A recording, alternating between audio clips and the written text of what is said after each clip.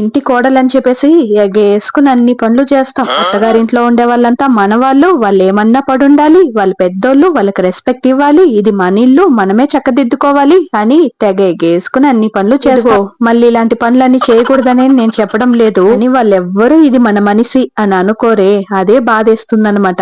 ఎందుకంటే మనం ఆ ఇంటి బిడ్డ అయినప్పుడు ఆ ఇంట్లో కష్టం వచ్చినా సుఖం వచ్చినా అన్నిటినీ పంచుకోవాలి కదా. కానీ కష్టం వస్తే అస్సలు మన చెవు దగ్గరికి కూడా రానివ్వరు. వాళ్ళే డిస్కషన్ ఏమైంది అని అడిగితే కూడా అస్సలు చెప్పరనమాట. అది వేరే ఇంటి నుంచి వచ్చింది, మన ఇంటి రహస్యాలన్నీ దానికి చెప్పకూడదు, మళ్ళీ దానికి చులకనైపోతాము, అది పోయి నలుగురితో చెప్పి మనల్ని చులకన చేసేస్తుంది అని వాళ్ళే డిసైడ్ అయిపోతారు.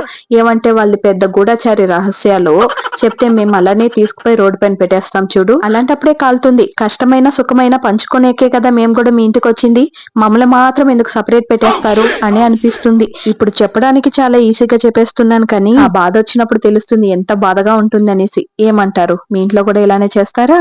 అంతే.